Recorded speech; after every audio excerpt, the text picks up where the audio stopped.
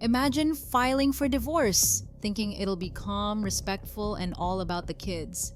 And within days, your estranged husband is in court asking for primary custody, questioning your prenup, and potentially lining himself up for a check.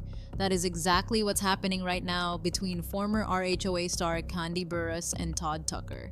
Let's break down what Todd is really asking for, why that prenup has suddenly become a problem, and why half the internet is screaming, "Mama Joyce warned you." Kandi filed for divorce first. She called the marriage irretrievably broken, said there was no hope of reconciliation, and asked for joint custody of their two kids, Ace and Blaze, with the prenup enforced. In her version, it was about peace, co-parenting, and protecting her sanity while she works non-stop on shows, music, restaurants, and TV.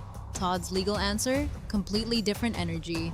In his response, Todd tells the court that the kids are currently living with him in Georgia while Kandi is traveling for out-of-state work obligations, and that those obligations will keep her away for months. That's the foundation of his big move.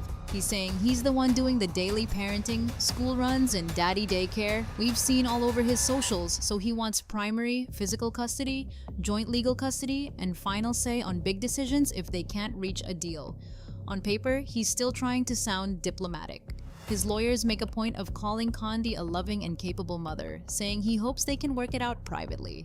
But buried in that legal language is the chess move: primary custody, else child support leverage, and a very different financial picture than Kandi probably imagined when she filed. And then we get to the prenup. If you watched their wedding special years ago, you remember the drama. Kandi's team brought that prenup to Todd right before the ceremony. Mama Joyce was in full "he's after your money" mode, and Todd signed anyway. Now, in 2025, his lawyers are using that exact moment as ammo. In his filing, Todd says the final prenup was presented right before the wedding, without his lawyers there, even though Kandi's team had been negotiating with them.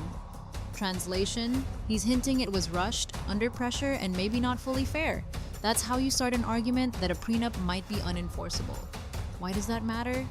Because if the court decides the prenup is solid, Todd leaves with what he came in with and whatever they built together under those terms. But if any part of that agreement gets thrown out, suddenly you're talking about dividing all marital assets, businesses, properties, future earnings, and yes, possibly alimony.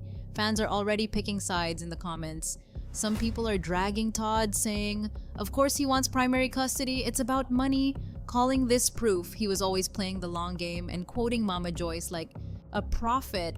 I told you Todd was after your coins." Others are defending him, pointing out that for years we've seen Kandi booked and busy while he's at home with the kids, running daddy daycare and documenting everything. Their argument is basically, if he really is the main hands-on parent day to day, why shouldn't he at least ask the court to recognize that? Then you've got people side-eyeing the timing. They've been married 11 years, the prenup has been in place the whole time, and only when divorce papers hit does he suddenly start questioning it. For a lot of fans, that looks less like "I didn't understand" and more like "I don't like the numbers." And stuck in the middle of all of this, two young kids, Kandi's empire, Todd's pride, and a reality TV legacy where viewers literally watch the red flags unfold in real time. So what do you think? Is Todd justified in asking for primary custody and challenging a prenup he says he signed under pressure?